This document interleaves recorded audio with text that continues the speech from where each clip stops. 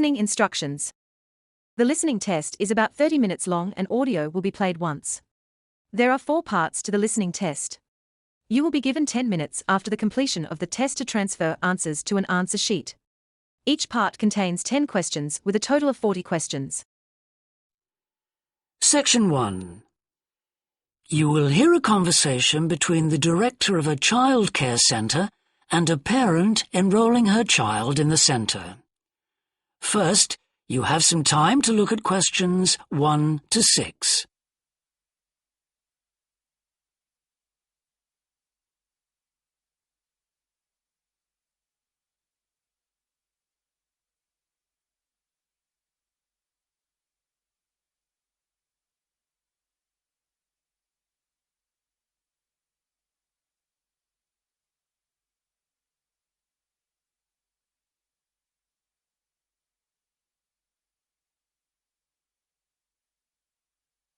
Now we shall begin.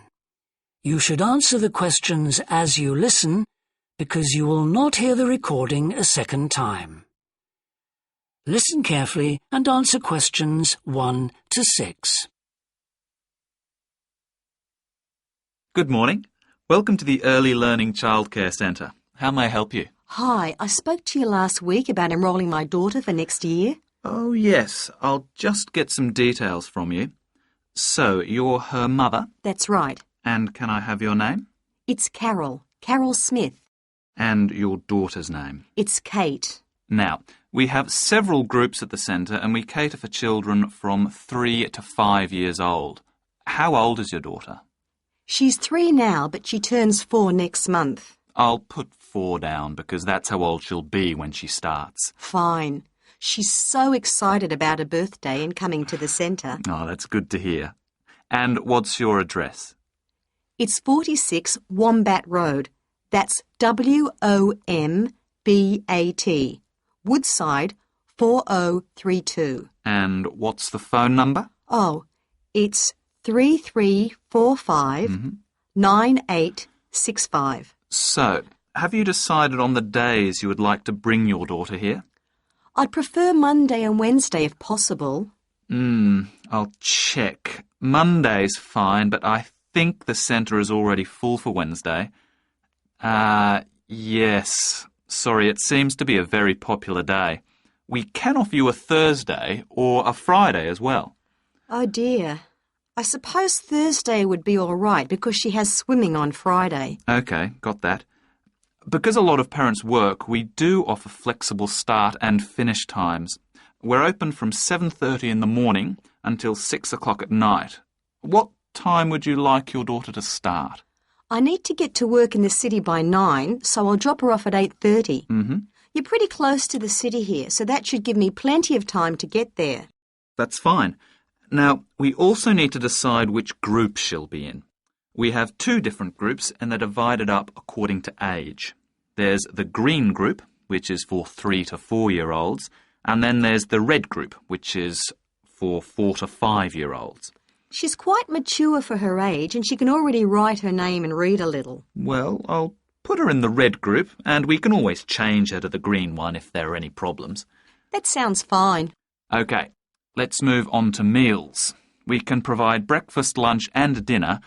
As she's finishing pretty early, she won't need dinner. Will you give her breakfast before she comes? Yes, she'll only need lunch. Before you hear the rest of the conversation, you have some time to look at questions 7 to 10.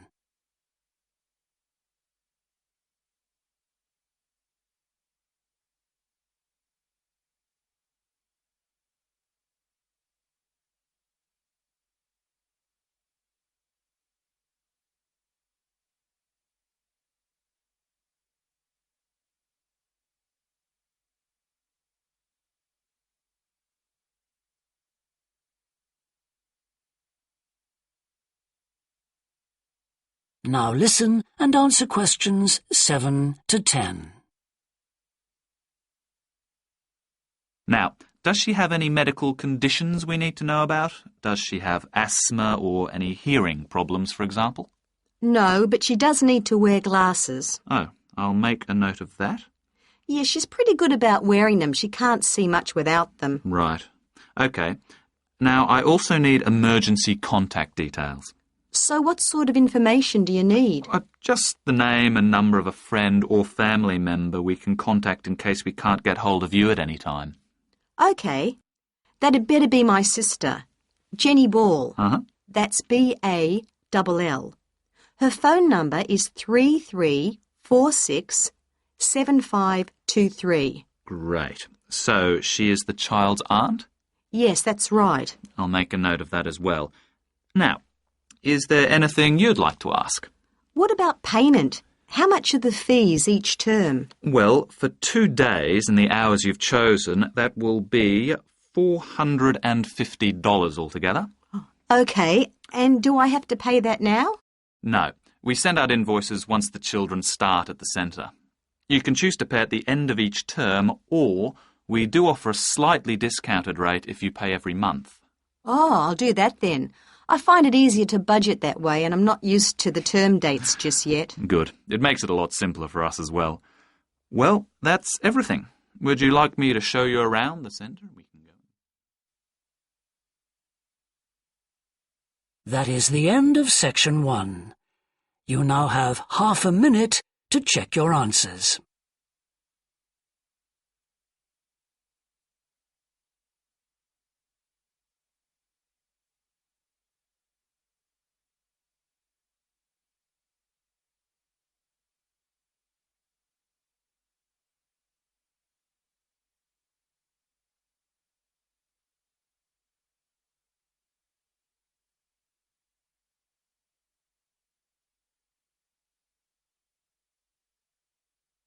Now turn to section 2. Section 2. You will hear a woman called Alice Bussell talking on the radio about the Dolphin Conservation Trust, an organisation which tries to protect dolphins. First, you have some time to look at questions 11 to 15.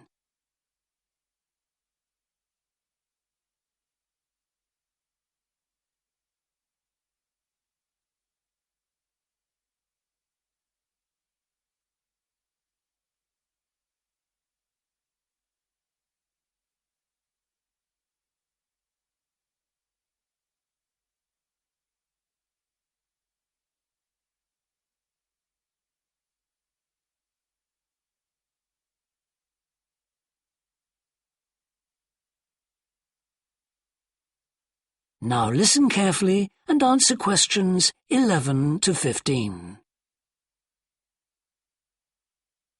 Today we're pleased to have on the show Alice Bussell from the Dolphin Conservation Trust. Tell us about the trust, Alice. Well, obviously its purpose is to protect dolphins in seas all around the world.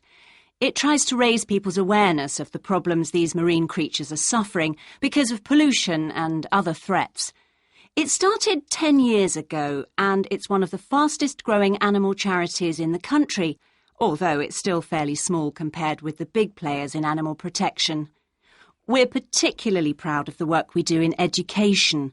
Last year, we visited a huge number of schools in different parts of the country, going round to talk to children and young people aged from 5 to 18. In fact, about 35% of our members are children. Oh. The charity uses its money to support campaigns, for example, for changes in fishing policy and so forth. It hopes soon to be able to employ its first full-time biologist with dolphin expertise to monitor populations. Of course, many people give their services on a voluntary basis, and we now have volunteers working in observation, office work and other things. I should also tell you about the award we won from the Charity Commission last year for our work in education. Although it's not meant an enormous amount of money for us, it has made our activities even more widely publicised and understood. In the long term, it may not bring in extra members, but we're hoping it'll have this effect. Is it possible to see dolphins in UK waters? Yes, in several locations. And we have a big project in the east part of Scotland.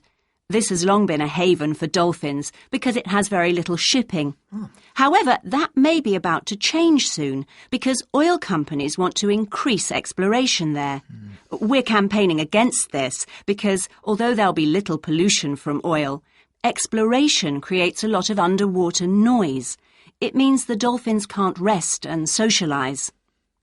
This is how I became interested in dolphin conservation in the first place. I had never seen one, and I hadn't been particularly interested in them at school. Then I came across this story about a family of dolphins who had to leave their home in the Moray Firth because of the oil companies, and about a child who campaigned to save them. I couldn't put the book down. I was hooked. Before you hear the rest of the talk, you have some time to look at questions 16 to 20.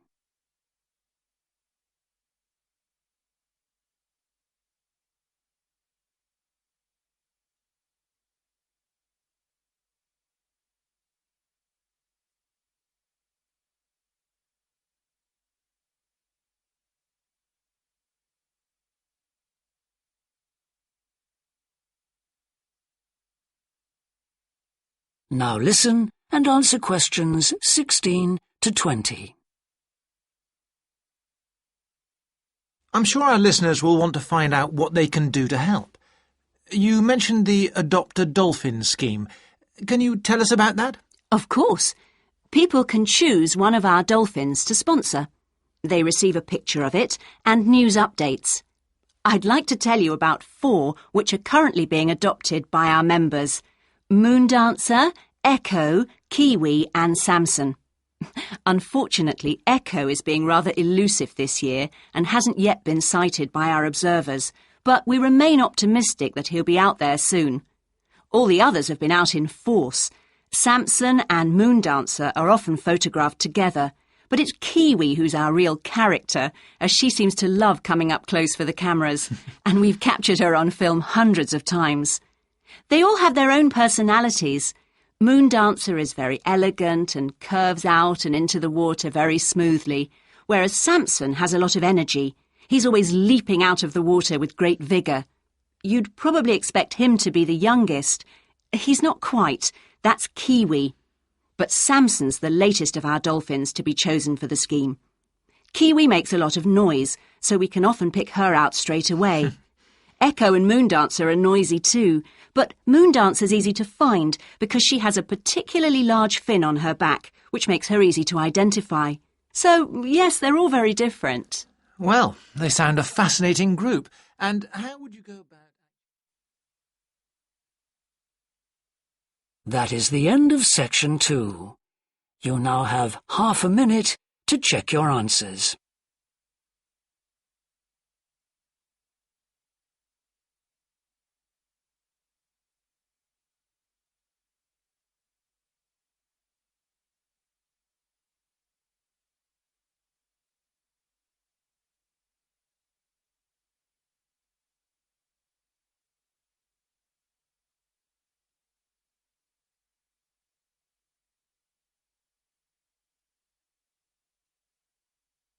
Now turn to section 3. Section 3. You will hear a student called Rob, who is in the first year of a theatre studies course, talking to another student called Mia, who's in the 4th year of the same course. First, you have some time to look at questions 21 to 25.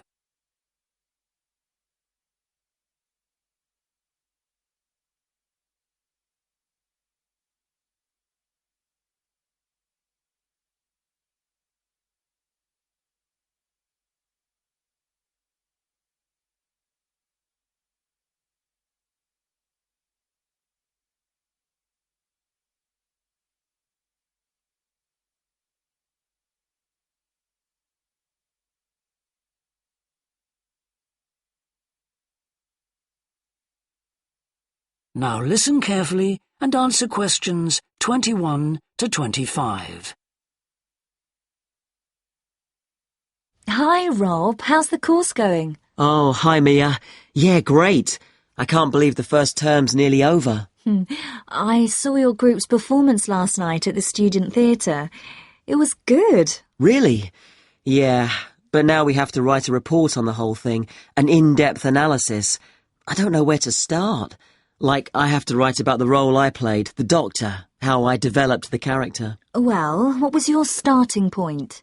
My grandfather was a doctor before he retired, and I just based it on him. Okay, but how? Did you talk to him about it? He must have all sorts of stories, but he never says much about his work, even now. He has a sort of authority, though. So, how did you manage to capture that? I'd visualise what he must have been like in the past when he was sitting in his consulting room listening to his patients. Okay, so that's what you explain in your report. Right. Then there's the issue of atmosphere. So in the first scene we needed to know how boring life was in the doctor's village in the 1950s. So when the curtain went up on the first scene in the waiting room, there was that long silence before anyone spoke. And then people kept saying the same thing over and over, like, cold, isn't it? Yes, and everyone wore grey and brown and just sat in a row. Yes, all those details of the production. And I have to analyse how I functioned in the group, what I found out about myself. I know I was so frustrated at times when we couldn't agree. Yes. So did one person emerge as the leader? Sophia did. That was okay. She helped us work out exactly what to do for the production, and that made me feel better, I suppose. When you understood what needed doing? Yes. And Sophia did some research too. That was useful in developing our approach. Like what? Well, she found these articles from the 1950s about how relationships between children and their parents, or between the public and people like bank managers or the police, were shifting. Interesting. And did you have any practical problems to overcome? Well, in the final rehearsal, everything was going fine until the last scene. That's where the doctor's first patient appears on stage on his own. The one in the wheelchair? Yes, and he had this really long speech with the stage all dark except for one spotlight. And then that stuck somehow, so it was shining on the wrong side of the stage. But anyway, we got that fixed, thank goodness. Yes, it was fine on the night. Before you hear the rest of the discussion, you have some time to look at questions 26 to 30.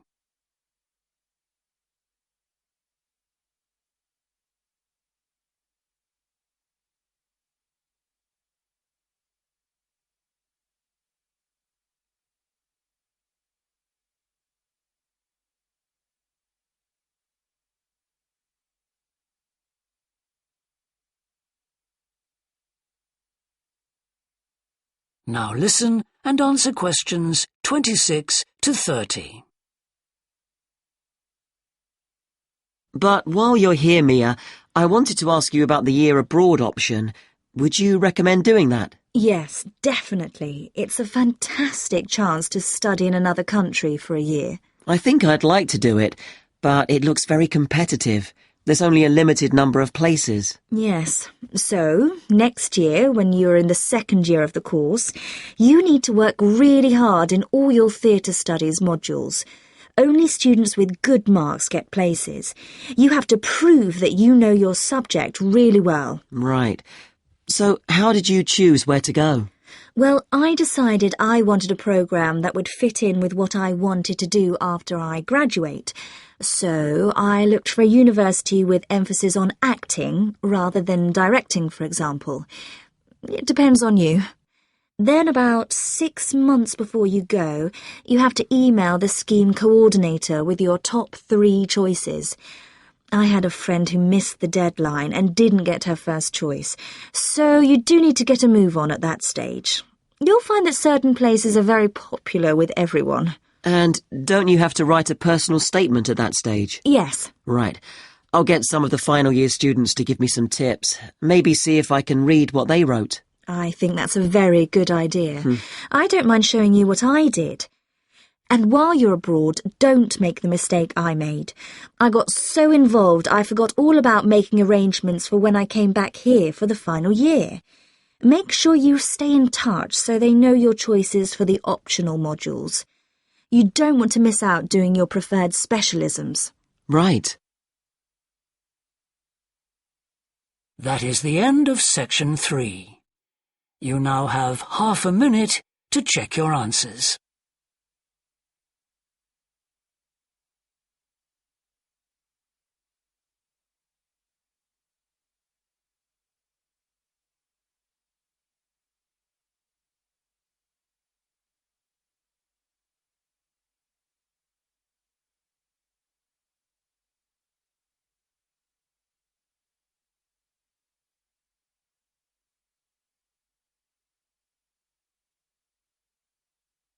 Now turn to section 4.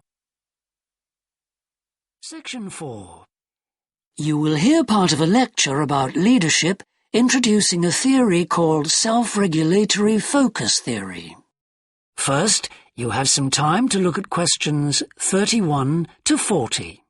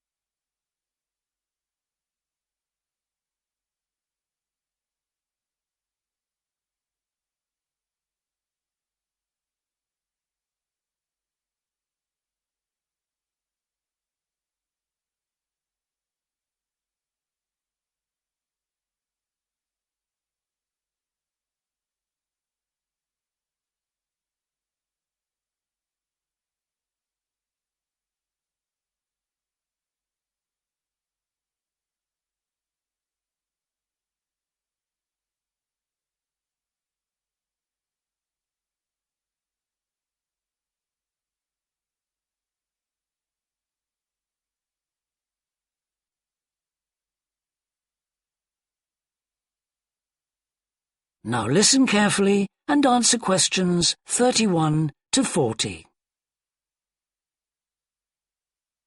Today, I want to talk about self-regulatory focus theory and how the actions of leaders can affect the way followers approach different situations. Self-regulatory focus theory is a theory developed by Torrey Higgins. He says that a person's focus at any given time is to either approach pleasure or avoid pain. These are two basic motivations that each and every one of us has, and they cause us to have different kinds of goals. Promotion goals in different life situations emphasize achievement. Prevention goals are oriented towards the avoidance of punishment. In a specific situation, our thoughts might focus more on promotion goals or more on prevention goals. The theory suggests that two factors affect which goals we are focusing on. First, there is a chronic factor. This factor is connected to a person's personality and says that each person has a basic tendency to either focus more on promotion goals or focus more on prevention goals as part of his or her personality. Second, there is a situational factor, which means that the context we are in can make us more likely to focus on one set of goals or the other. For example, we are more likely to be thinking about pleasure and to have promotion goals when we are spending time with a friend. In contrast, if we are working on an important project for our boss, we are more likely to try to avoid making mistakes and therefore have more prevention goals in our mind. Research has shown that the goals we are focusing on at a given time affect the way we think. For example, when focusing on promotion goals, people consider their ideal self, their aspirations and gains. They don't think about what they can lose, so they think in a happier mode. They feel more inspired to change. When people are focusing on prevention goals, they think about their ought self. What are they supposed to be? What are people expecting from them? They consider their obligations to others. As a result, they experience more anxiety and try to avoid situations where they could lose.